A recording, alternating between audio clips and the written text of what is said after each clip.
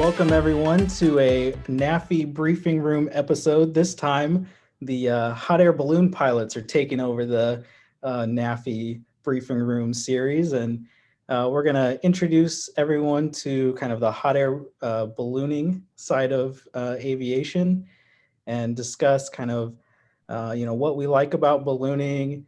Maybe if you're interested in adding on a rating. What skills you might obtain ballooning that might translate over from fixed wing, or the other way, help you in your fixed wing world from ballooning.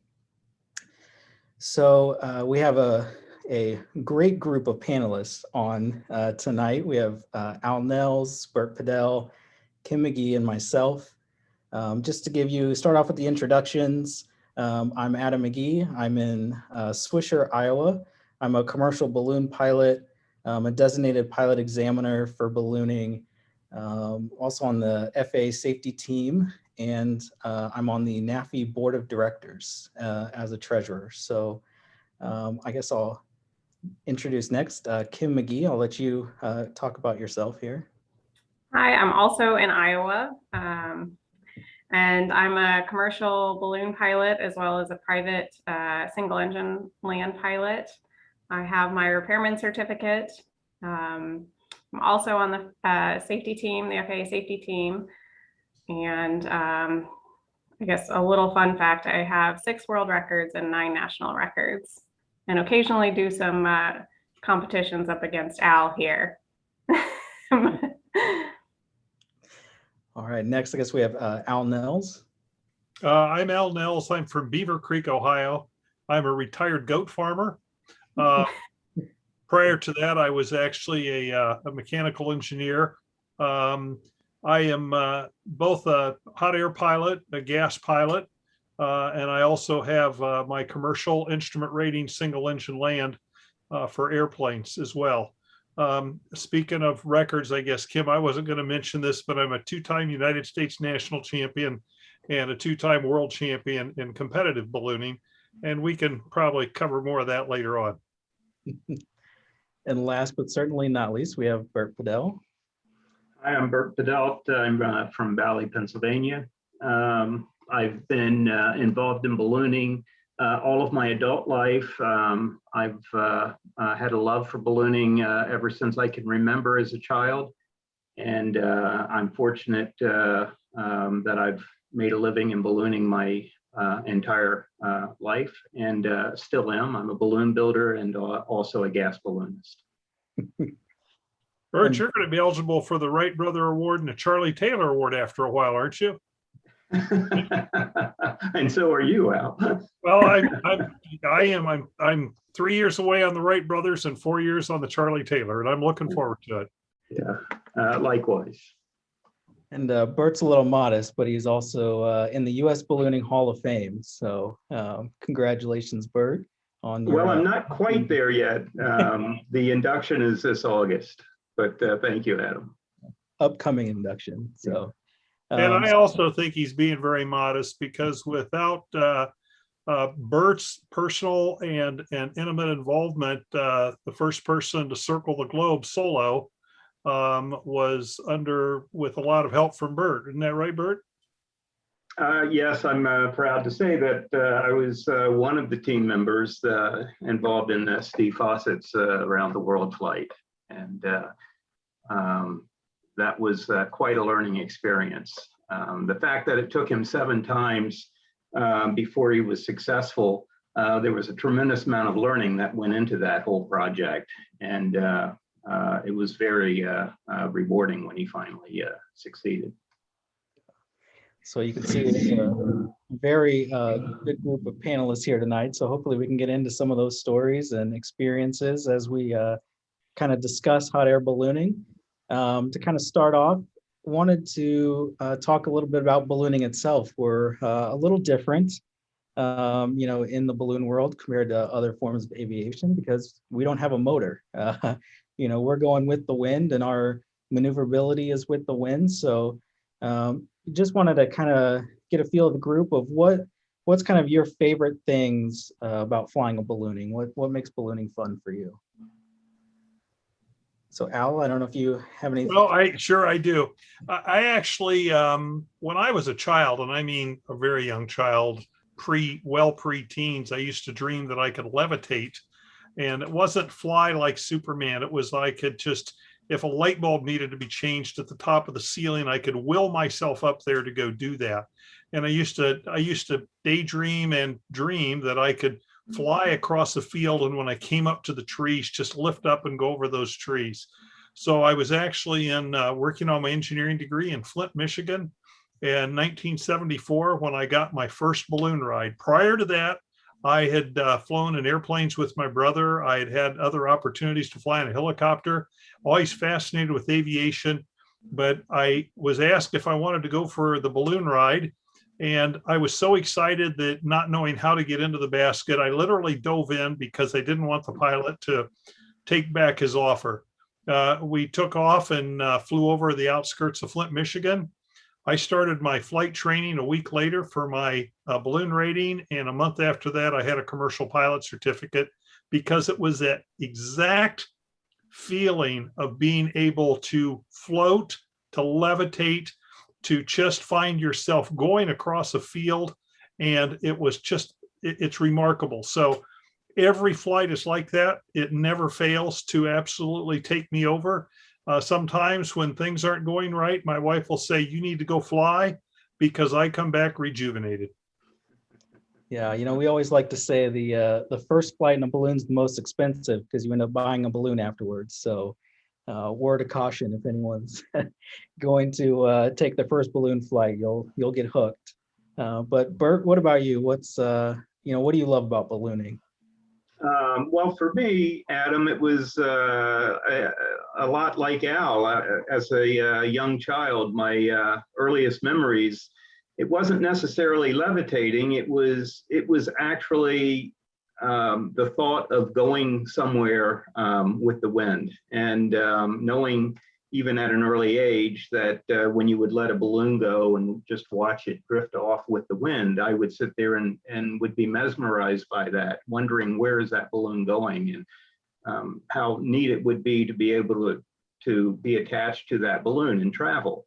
And I would escape often with a balloon, just holding a balloon in my hand, and that would be my form of escape. And so for me, gas ballooning was the early love, because I knew a gas balloon would fly a long distance, and that's where my love of ballooning came from. Was the adventure of going for a long flight.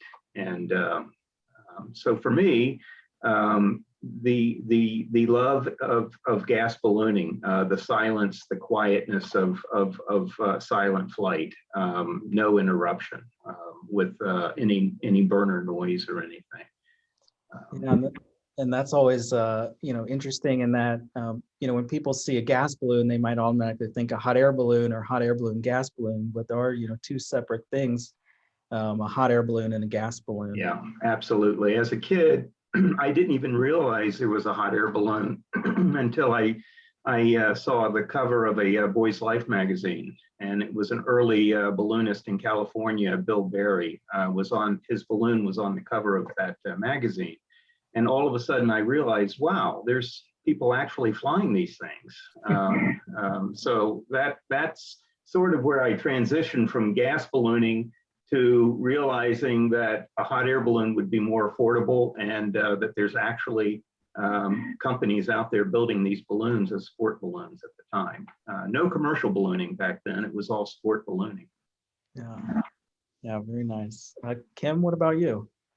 I'm going to echo very similar sentiments. I mean, one of my favorite things in ballooning is that contour flying and the coming up to a tree line and just totally, you can go up at 10 feet a minute, just slow, gradual inclines, and just flying, over. And ballooning is the most,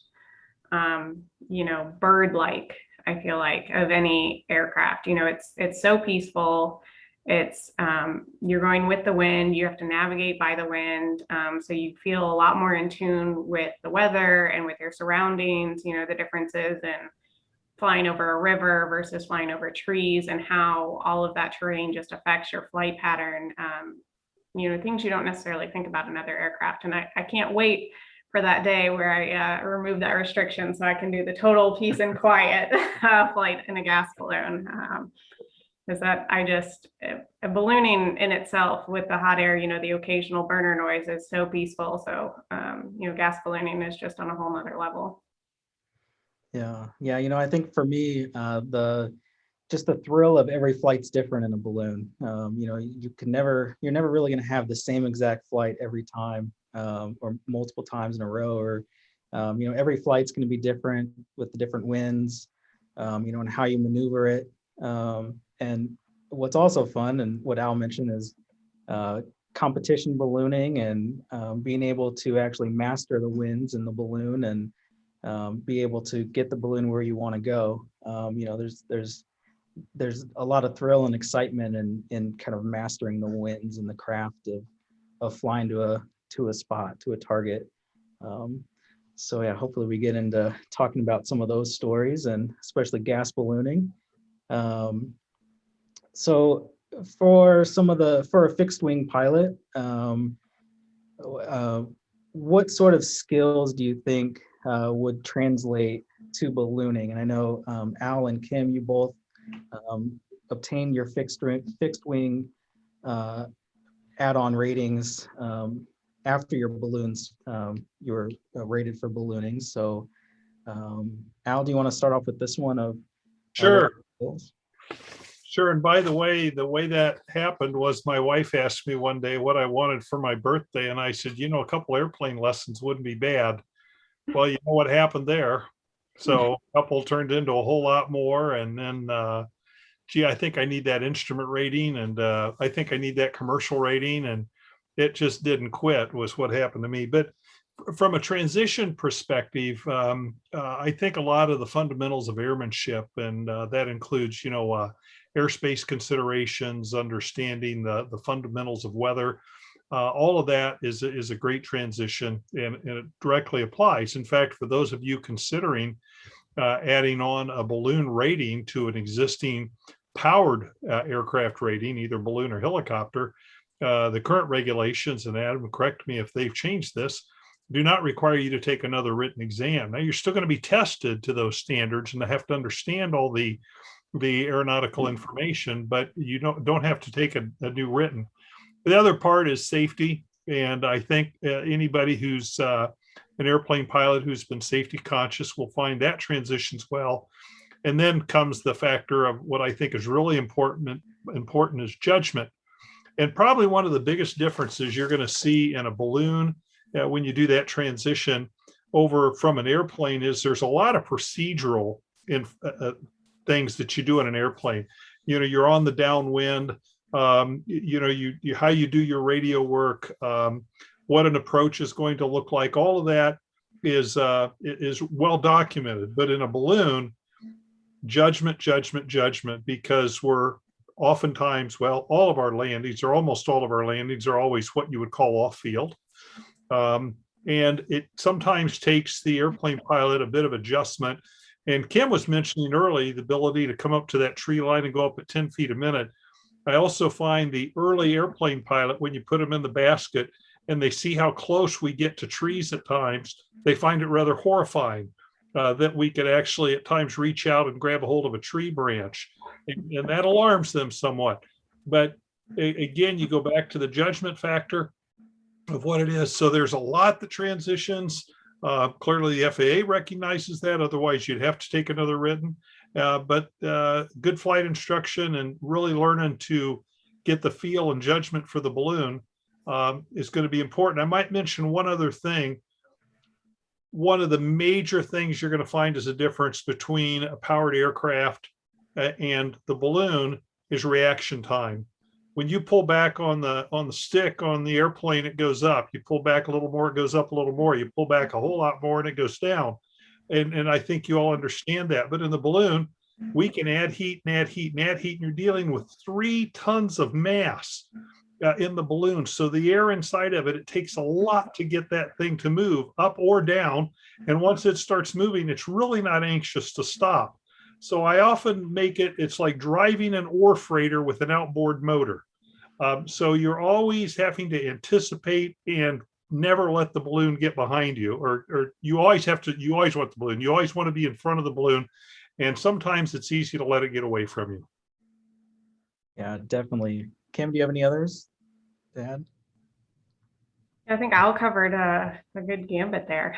And he was talking about, that instance of airplane pilots, being amazed at how close we get to the ground and how, how we can almost reach out and touch the trees. For them, that's the ground is very far away. It always is. And that was reminded me of a story on my training.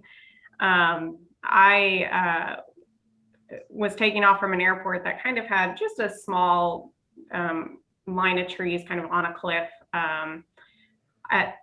far enough off the end of the runway, but it was a very hot day. And the airplane pilots know these little Cessna planes don't perform well on hot days. It was just a little Cessna 152. And so my instructor and I, and it was probably 96, 98 degrees out. It was really warm. And so he made the comment, all right, now I just want you to clear those trees over there.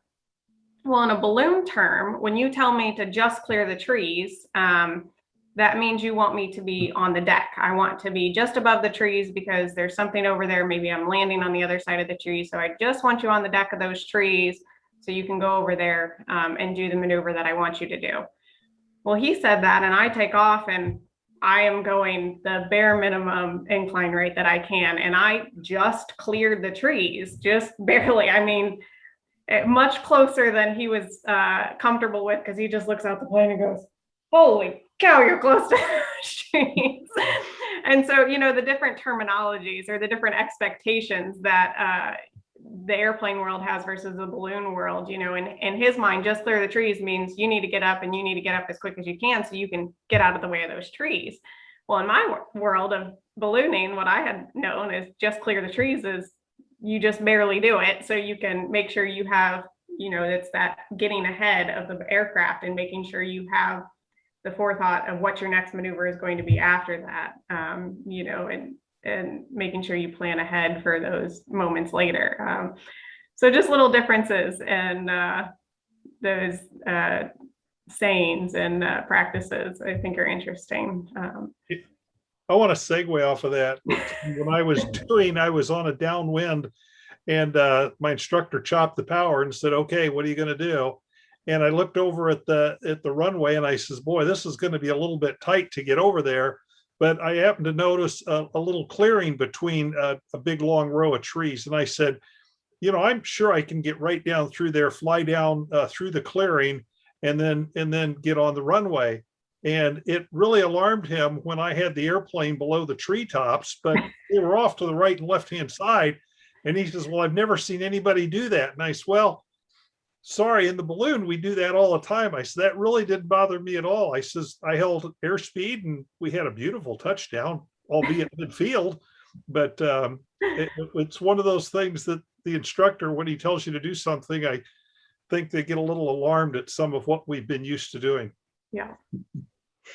Yeah, there's different perspectives on what's a suitable emergency landing is different. When I was looking for emergency landing fields in the airplane, it's okay, well, I know, a plowed cornfield or a cornfield is going to be harder on the aircraft than maybe a bean field. So I'm going to go for the bean field. And they're like, why would you even think of that? You're in an emergency. I'm like, yeah, but in an airplane, I got plenty of time in an emergency. So I'm going to pick the field that's going to be good and easy to get out of. So.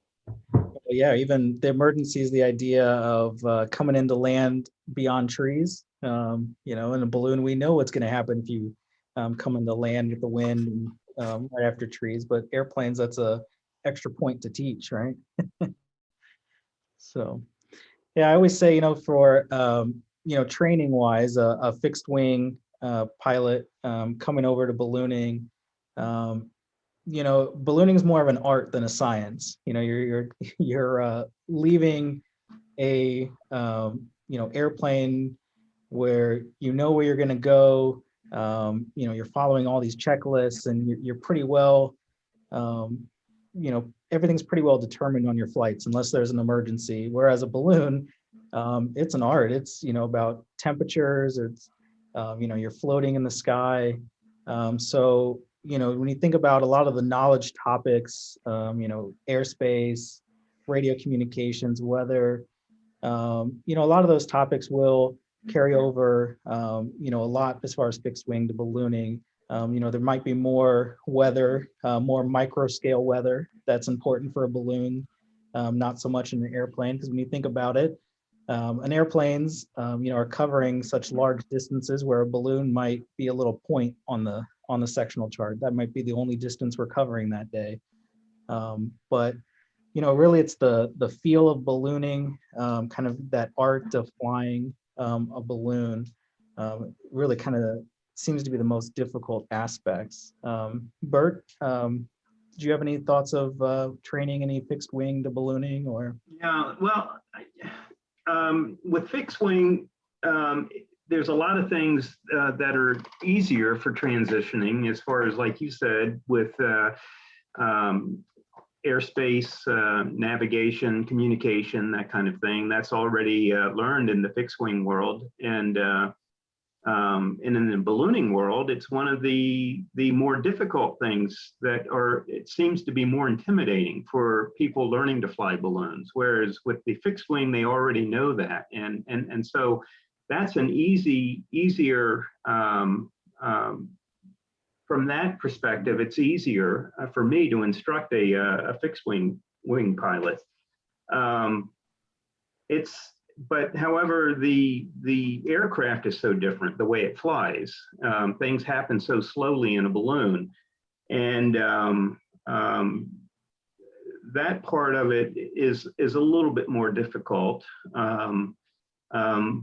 But in the grand scheme of things, a fixed wing pilot is coming into ballooning with a huge knowledge of aviation. As a matter of fact, a lot of fixed wing pilots can teach the balloon instructor things as well, because of that. The fixed wing pilots that I have taught to fly have been very safety conscious pilots, which is good, and already have the good judgment that you need to have in aviation. So, yeah. I think one of the oh, sorry, I was going to say, you touched on, how slow the aircraft is compared to what they're used to. And one of the things that, I've noticed when teaching fixed wing pilots to balloons is that there is a point of no return in a balloon. At some point you're going to dump enough heat out or put in too much heat that you cannot stop the balloon from descending or ascending. At the point that you want to. So say I'm coming into land, I pull the red line really hard. At some point, you're going to land the balloon. No matter how much heat you dump back into that balloon, it's going to touch the ground. Whereas that's not true in an airplane. You really can throttle up and go around almost at any point, how close you are to the runway. And so I think that's one of the biggest differences, that, it's not getting behind that aircraft and making sure that you don't pass that point of no return. Yeah, my father was a fixed wing pilot, and when I took him for his first balloon flight, that was one of the things that was very hard for him. He had that throttle up mentality, and it was a little difficult for him to comprehend the slowness of the balloon. And his comment, I remember, was, "It feels like we're going to stall."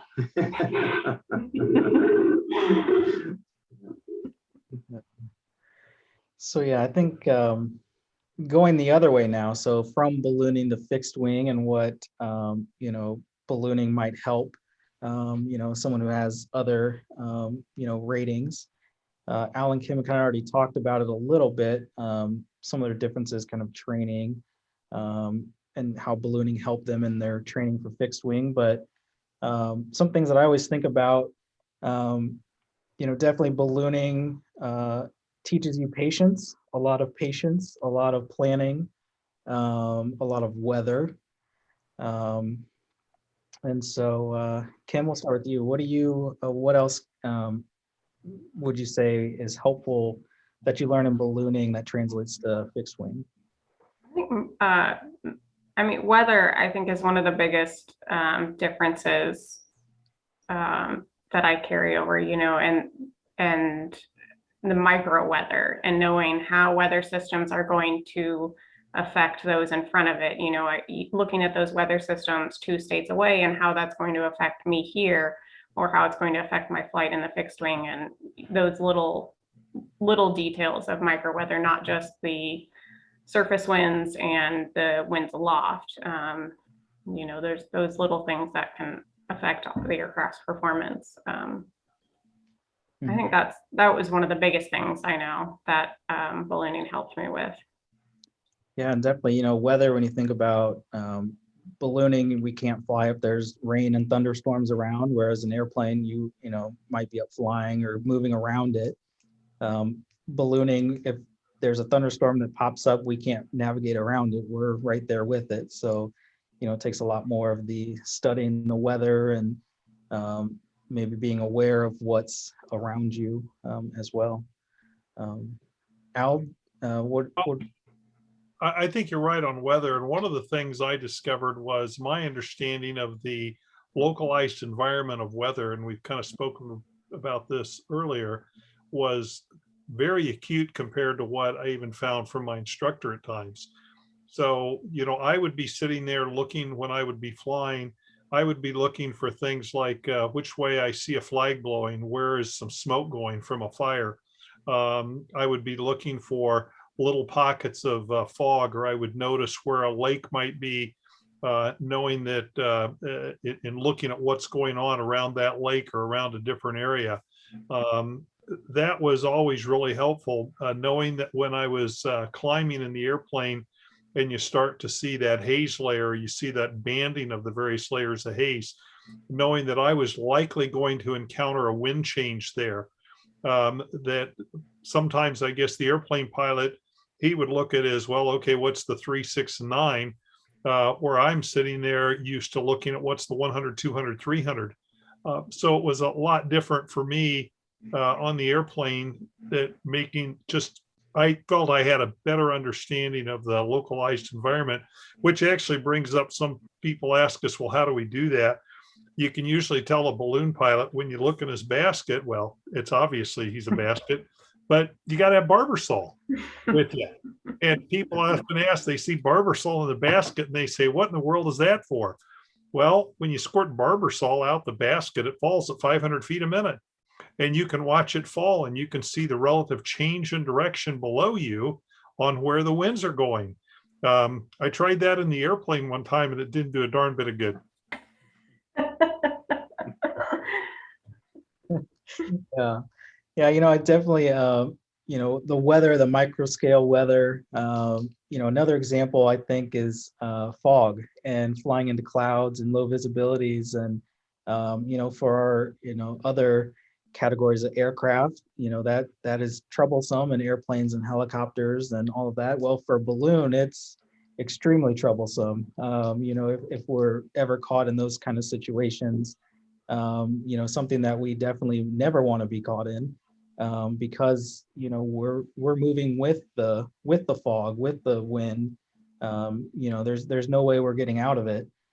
So it's definitely something that we really study fogs in our local areas and other areas, and I think that's a really big meteorology area that we look at as far as flight planning and understanding, besides winds. But Adam, I might add that our risk in the balloon of an inadvertent IFR encounter is not loss of control of our aircraft. Our artificial horizon is the basket edge.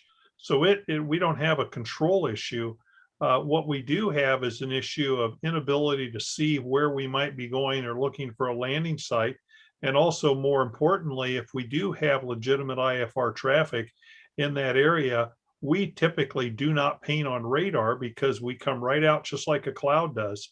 So the risk is that, and it's never occurred to the best of my knowledge, the risk is that we find ourselves in an IFR condition in airspace where there's legitimate IFR traffic, and we create a big hazard for both us and them. So that's another great reason that we try to avoid that at all costs. Yeah. Yeah, Bert, do you have any thoughts on this one?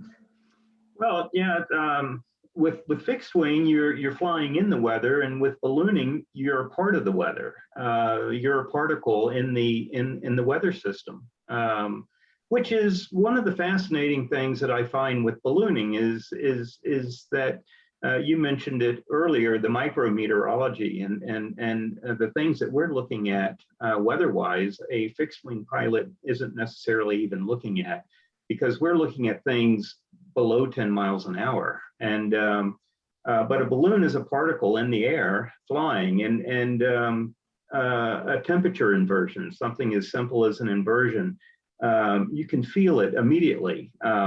When you take off in that cold layer and you ascend into the warmer weather, you can feel exactly when you are in that inversion. Not only can you feel it, but around here you can smell it. There's a chocolate factory just down the road, and anytime you can ascend and smell the chocolate, you can pretty much guarantee you're in an inversion. And it's just an incredible thing.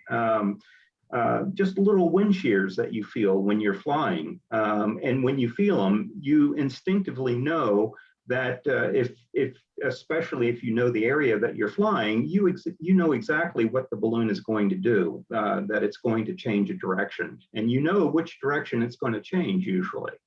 Yeah, so these are the things that I think a fixed wing pilot never even thinks about.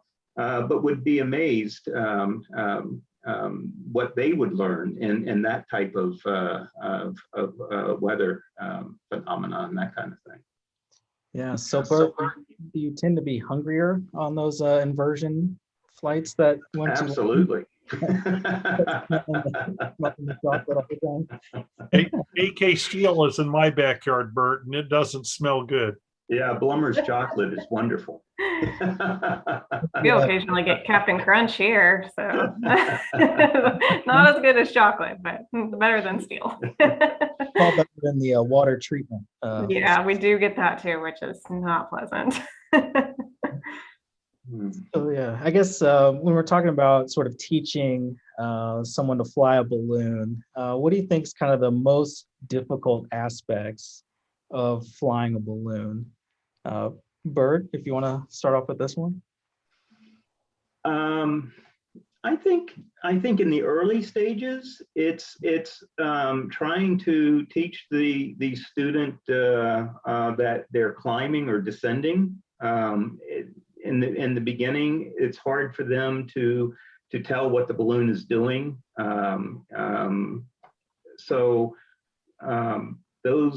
That is a little difficult to teach in the beginning.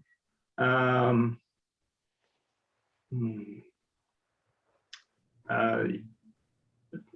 of the other things I had mentioned before that the student pilots are intimidated by is airspace issues and that kind of thing. You have to work with a student to bring them up to speed with that navigation and that kind of thing. I think also in early on, when a student is learning, they don't realize how you can steer a balloon, and by changing altitude and so forth, and or they're not aggressive enough with their altitude changes, whether it's going up fast or descending fast, especially descending. Those are things that are difficult in the beginning and that you have to work through, I think. Yeah, definitely. I know one thing that we like with students is doing sort of game-based training.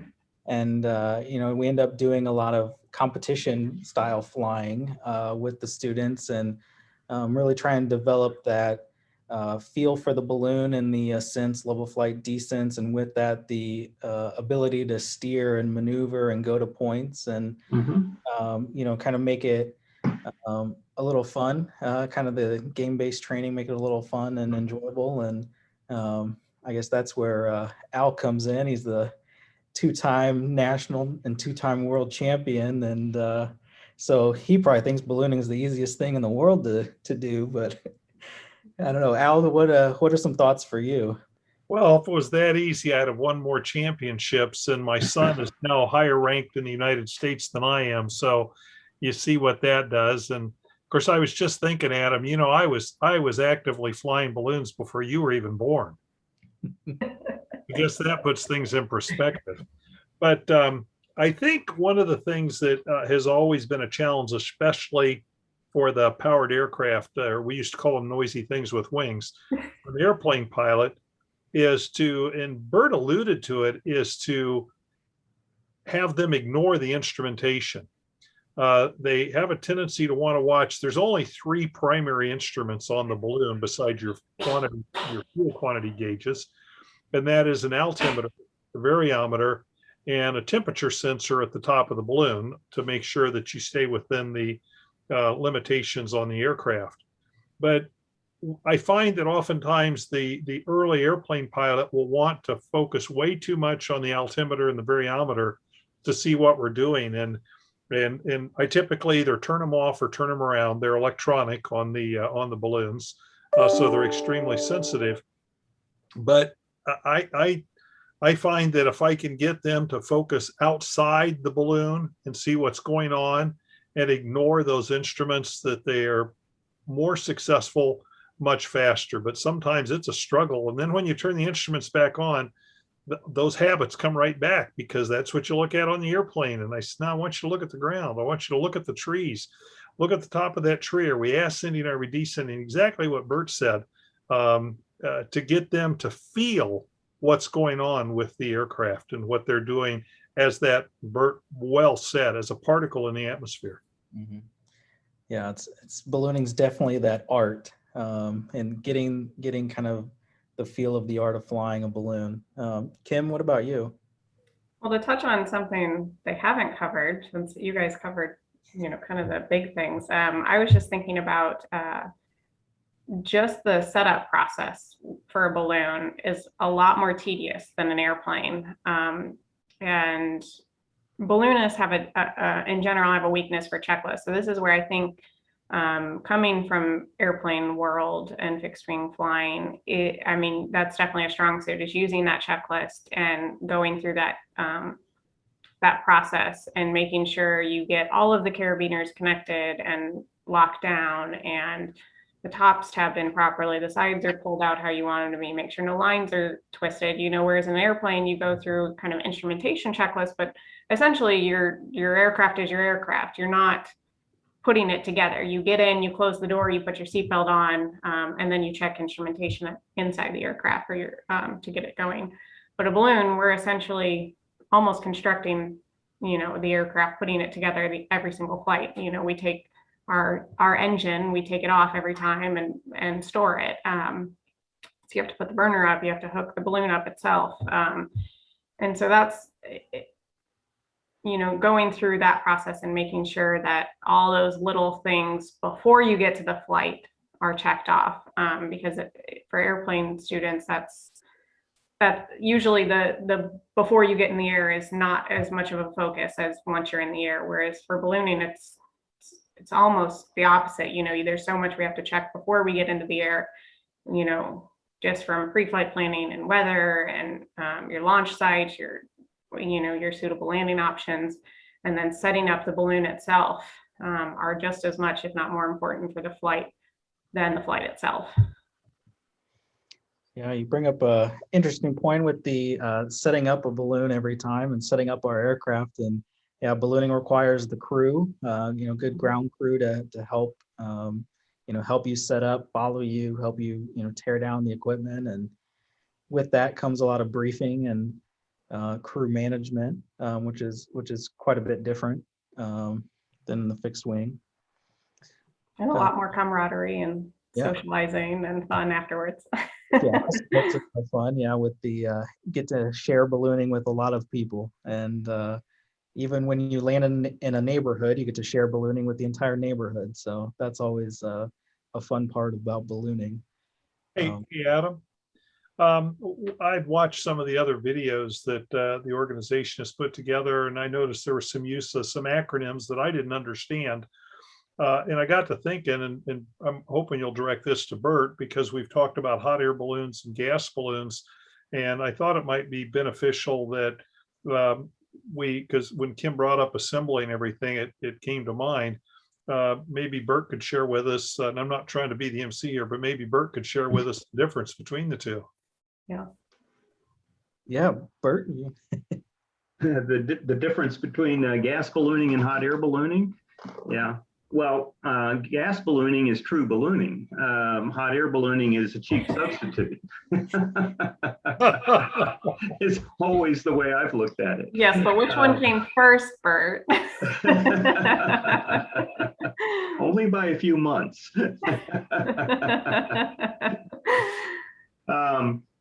Well, gas ballooning, from a work standpoint, rigging and that kind of thing and preparation, there's even more of that goes into gas ballooning than in hot air ballooning.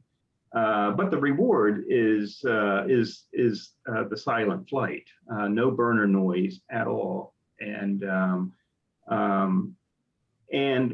long distance traveling. That weather particle that I mentioned, that you're a part of the weather and you're a particle of air. Now you're going cross country. It's sort of like blowing a dandelion in the air and watching the seeds go away, and that's what you're doing in a gas balloon. But what goes what's that? I don't know what's going on there. Share with us a little bit about the difference in size and in them and the lifting.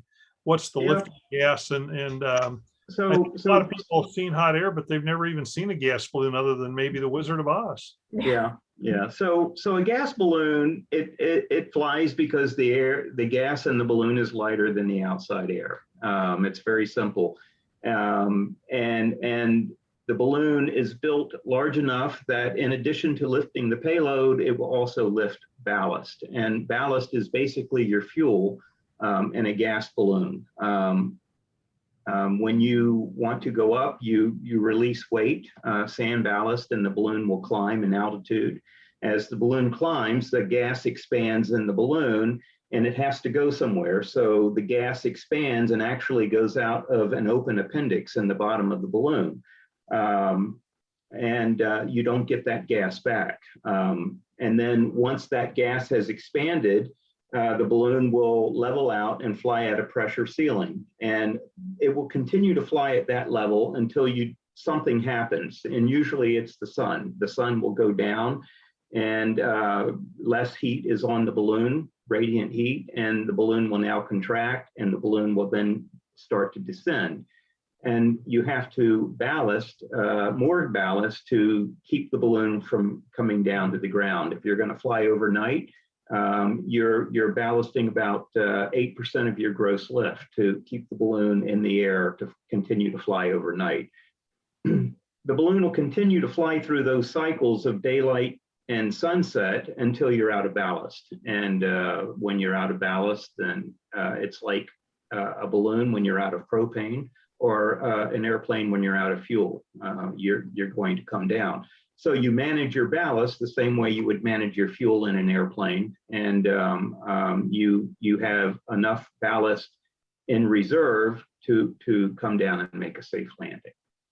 The balloon is smaller than a hot air balloon because the lift is greater. A hydrogen balloon has about 75 pounds of lift per 1,000 cubic feet, whereas a hot air balloon, generally, depending on the temperature, on a 70-degree day, has about 20 pounds of lift per 1,000 cubic feet. So the balloon can be smaller. 37,000 cubic foot balloon would have a gross lift of about 2,500 pounds. And that would equate to approximately an AX-8 hot air balloon, which would be about 105,000 cubic feet. So the balloons are much smaller in gas ballooning, but yet lifting the same amount of load. Yeah, gas ballooning is so fascinating just to listen and hear about. I know, Al, you always have just a fascinating story of coming into land and you're holding sand and just brushing the treetops and letting out a little bit of sand as you're coming in. And in hot air, and Kim and everybody's alluded to it, that you can come down and there's times where you can be just barely touching the tops of the corn tassels as you fly across the field. And I was doing my flight training for gas over in Germany quite a while back. It was after you were born, though, Adam, I think. And I was doing my flight training over in Germany, and was had started to feel pretty cocky that I had this thing down. And it was an evening, and I was looking for a place to land, and the instructor was with me, and I literally had a bag of sand on the edge, but most of it was just a handful of sand. And as soon as I could just sense just a little bit of descent, I would just actually flip out just a little bit of sand. And I was flying across those corn tassels, and I really thought I was hot stuff, that I had this down. And suddenly I start rocketing skyward, and I thought, what in the world happened there? So I'm quickly back on the vent to try to get control of the balloon, because I couldn't understand what had happened. But I think my instructor detected that cocky attitude that I had started to develop, and he dumped over 20 pounds of sand all at once, which causes you to ascend rather quickly, and forced me to regain control of the aircraft. And it made me much more, my humility was restored, and hopefully it always will be. yeah, I know that's one of those things where balloonists always are looking for that opportunity to remove the hot air limitation. I know, Kim, you've been thinking about doing that here. Yeah, I would love to. And to go on those, to go on an overnight flight in a balloon would be amazing, to be just totally peaceful at night in the dark. It would be both terrifying and peaceful and exciting. Yeah, it's a wonderful way to fly. And with gas ballooning, a lot of people equate gas ballooning, a lot of hot air balloonists especially, to going great distances and flying days at a time. But most of the ballooning that's done over in Europe is done on much shorter flights. They're not overnight long distance flying. Matter of fact, a lot of the Europeans enjoy coming over here and flying because they have that opportunity to go great distances. So both types of gas ballooning are very enjoyable. The what I like to call the extended hot air balloon flights, where you're flying 4 to 6 hours, but yet staying in the same weather pattern. Where you have forecastable and foreseeable safe, calm landing conditions because you've looked into that weather system that you're flying in before you take off. Whereas long distance flying, there is a lot more of an adrenaline rush because you're taking off in one weather system and you're flying into another weather system. And your goal is to fly from one weather system to another weather system that is very safe for landing, which isn't always the case. Sometimes in gas ballooning, your landings are a little bit faster because you're flying in another weather system where you have higher winds during your landing. But the long distance flying, Kim, you're right. It's incredible, and to fly through the night and watch the sun come up in the morning. The last gas flight I did, we took off 5 hours, I think, before sunrise. And we were all standing on the side of the basket waiting for the sun to come up so we can photograph it. And I remember making the comment, I must have thousands of these photographs because I don't think I've missed a sunrise yet with my camera. They're all pretty much the same. They're just a little bit of light, and then just like that, a flash, and there's the sun. And amazing how quick it climbs. The sun does. Yeah, so many different feelings on a long distance flight. It's amazing. And this is where a fixed wing pilot, I think, has an advantage flying with a gas balloonist. I feel very comfortable flying with fixed wing pilots because I can safely know that I can safely go to sleep, knowing that any airspace issues they would immediately know how to handle as far as communications and being handed off from one ATC to the next as you're flying across the country, and the transponder and so forth. With a fixed wing pilot, they come to the plate with ready-made skills that are really nice. So you would make a good long distance balloonist. You have the skills necessary, Kim, to go out and do that. Someday, hopefully soon. I have a little too much ballast to me, where Kim's Kim's a little better equipped for those long distance gas balloon flights. So I guess switching back, and I will, Bert, you can answer this for gas ballooning too if you want. What's your favorite thing to teach in a balloon or gas balloon? Let's see, Kim, we'll start with you. Your favorite steering, probably.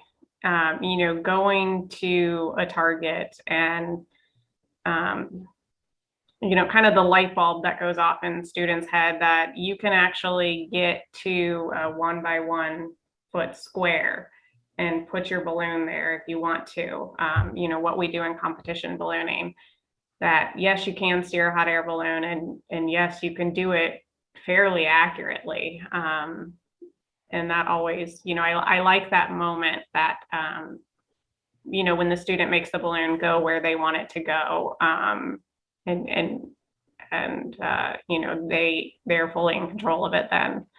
And, kind of that art and that, melding with your aircraft to get to that point, I think is a really neat moment. Yeah, Al? Well, this may sound kind of strange, but actually, I think one of the more interesting things to teach is hard landings.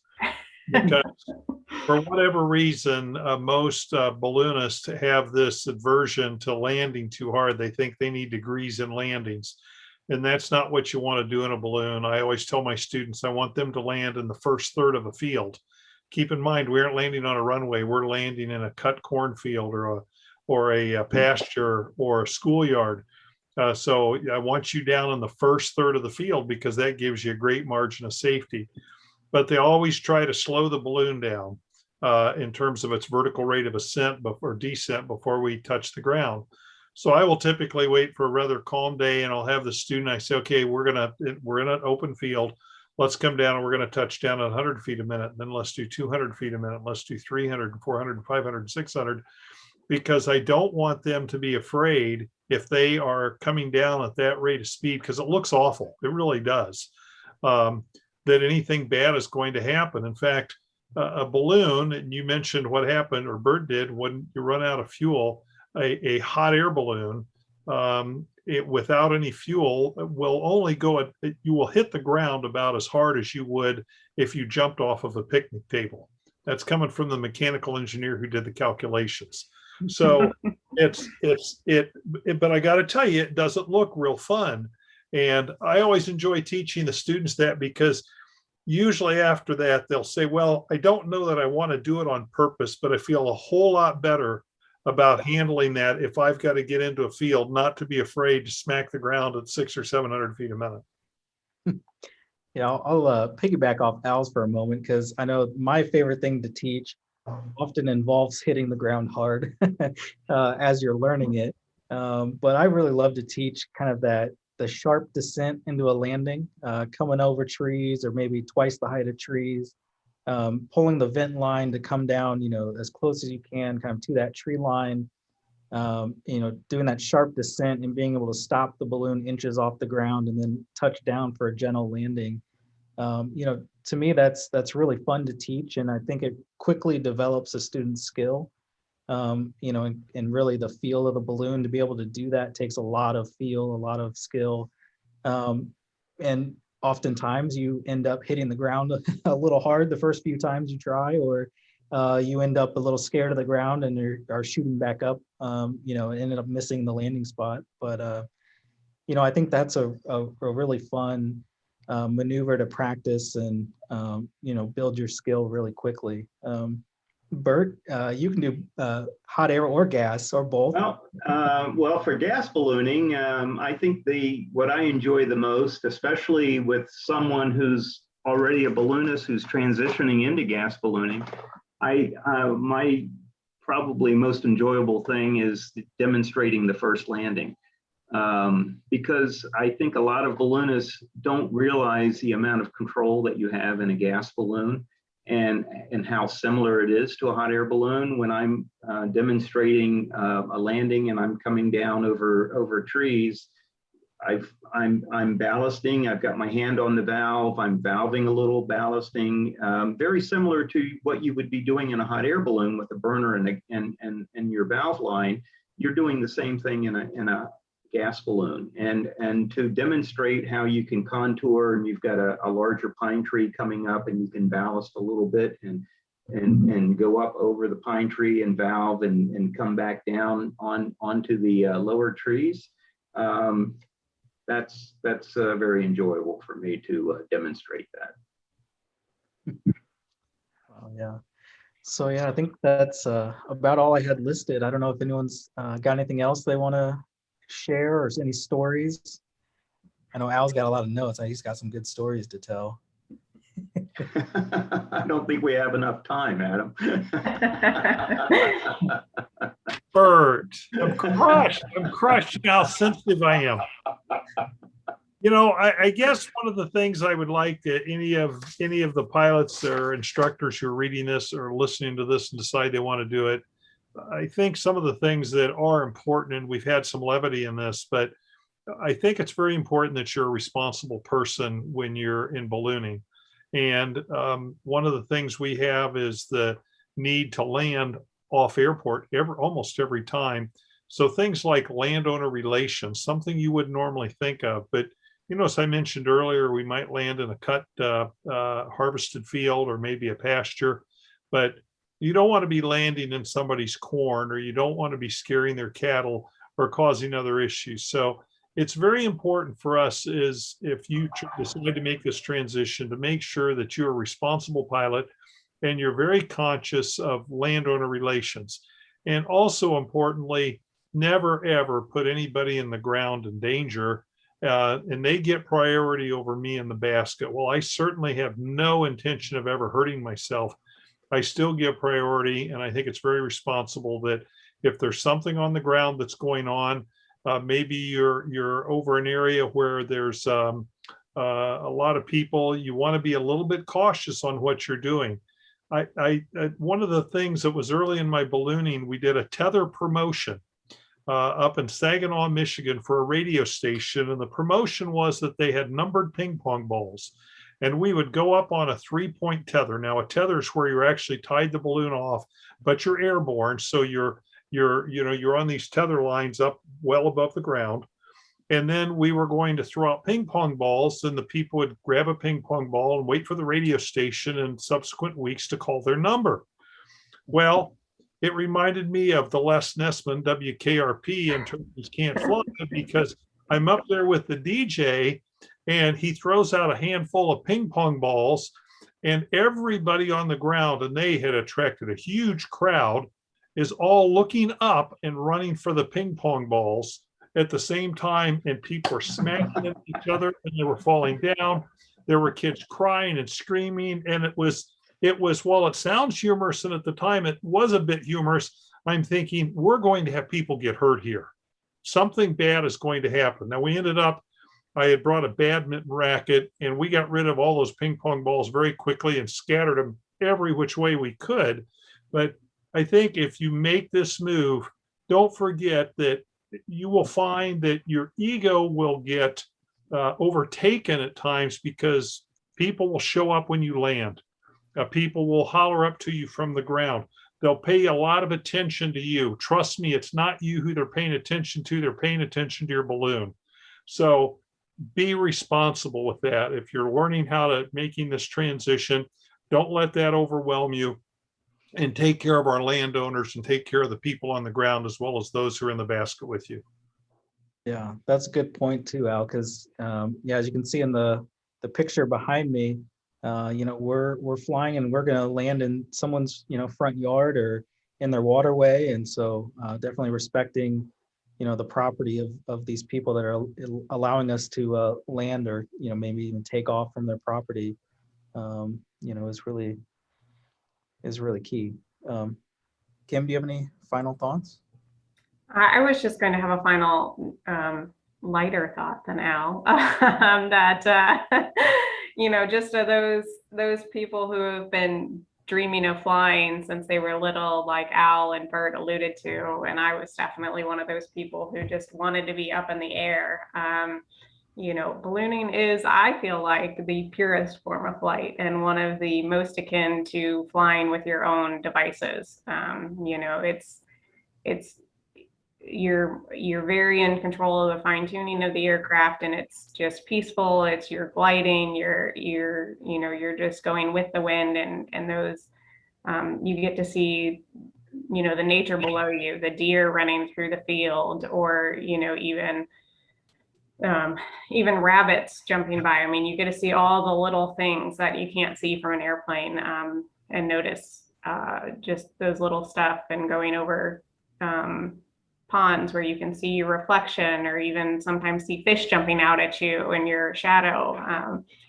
You know, so ballooning is a very rewarding flight. You know, we may not go, but for hot air ballooning, in my experience, you know, we don't go for these long flights. We don't go cross country. Usually we don't, we're not going to take it to go see grandma on the weekends kind of thing, but it is a really rewarding hobby and a lot of fun.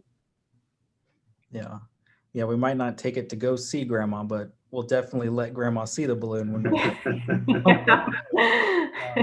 But yeah, you know, you'd mentioned the flying over water and ponds, and you know, the different ponds getting to drop down and do a splash and dash in it, and, you know, scoot across it. You know, it's definitely fun and exciting. Bert, do you have any final thoughts? Well, I've been sitting here thinking of all the fixed wing pilots I've taught over the years, and there's been a fair amount of fixed wing pilots that I've worked with, but not as many as the fixed wing pilots that say they would never do it, because they can't push it back into the hangar. And, you know, for me to go fly, I can push it out and hop in and turn a key and I'm in the air. But the fixed wing pilots that have come over and learned ballooning, I've discovered that they don't just like to fly airplanes, they like to fly. And it doesn't matter what it is, they like to be in the air. And so that is the attitude that I've normally had with the fixed wing guys that have come over and gotten into ballooning as well. They knew that there was something to it, and they wanted to discover that. Yeah.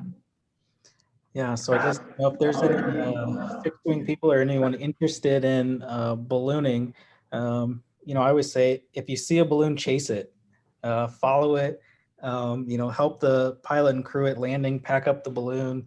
You know, balloonists, as we've mentioned, are, you know, usually very social, and, you know, wanting to interact, you know, with the crews. And balloonists are almost always looking for more crew. So definitely, follow the balloon, help them pack up, join the chase crew. You might earn a free flight or two, and really kind of see ballooning and start your training.